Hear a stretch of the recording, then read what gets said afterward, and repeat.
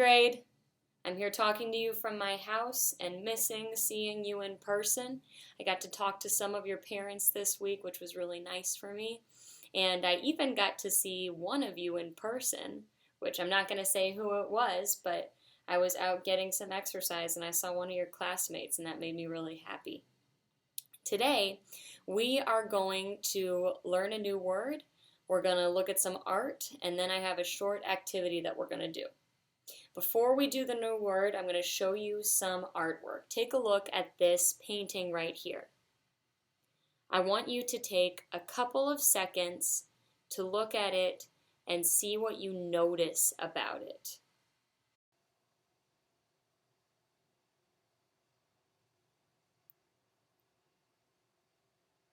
This is a painting by a man named John T. Biggers. He is a famous mural painter, which means that he painted really, really big works of art, usually on walls or on buildings. And this painting is called Marketplace, or it might be called Marketplace Women. And it depicts some of these women at the marketplace. And what do you notice about what they're doing? I'll tell you what I notice. It looks like they're doing a lot of different things, right? They're not all just doing one thing. We have one woman who is kind of looking back behind her, and then another woman who's touching her head, and this woman down in the bottom left, it looks like she's pointing at something. So they're doing a lot, right? And the reason I picked this is that it depicts a community. That's our word that we're learning about today. I'm going to show you one more picture. What do you notice about this one?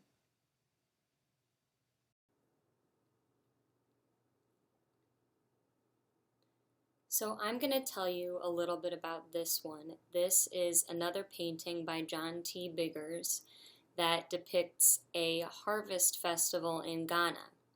And I picked this one because I like that this also depicts a community. I want you to take a quick guess before I tell you on what community means. What do you think a community is?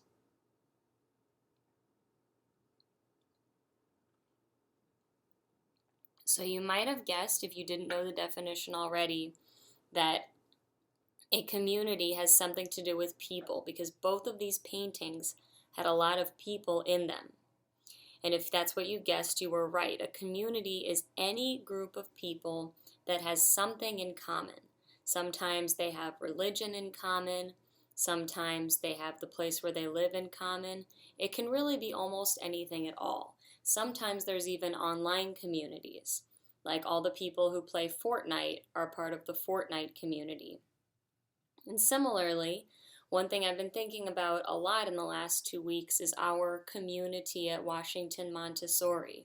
All of us who are connected with Washington Montessori, we all have that in common.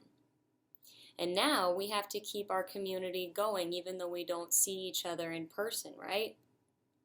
So what I want you to think about today, now that we looked at our art and we learned our new word, community, is how you can show your community in a work of art. So I did some thinking about my community and how I can represent my community in an artwork. And I decided to draw a picture. You don't have to draw a picture. You can take a picture with your phone or a family member's phone, or you can find some other creative way to do it. You can even just have some adult that you live with at home send me an email with you talking about who your community is. You can really do this any way you want. But I've decided, since I have some paper and some pencils here, that I'm going to draw a picture. And when I was thinking about my community, I thought about my church, because I have community there. And I thought about my family, because they're my community too. And I also thought about Washington. So I'm going to go ahead and I'm going to draw a picture that represents my community at Washington Montessori. Oh, hi, Mr. Llama. Do you want to be in the movie too? Okay, you can be in the movie, Mr. Llama. So, in this picture, I'm going to draw myself. I've got this face going right here. And I didn't really do a great job with that circle, but what do I always say? No new papers, right? So we're just going to stick with it and work with our mistake here. And there's my hair. I don't really usually wear my hair like this, but we're just going to keep going, right? No new papers. Right, Mr. Llama? Okay. So here I've got me, I've got my shoulders and my hands down there, and I'll put Mr. Llama in the picture too, since he seems to want to be part of this. And I'm just using brown right now. I might color it in later, but I might not, because I can make that choice as an artist. Even though normally in art class I always tell you to cover up all the white, we're doing something kind of different today, right? Because this has just been a very different couple weeks.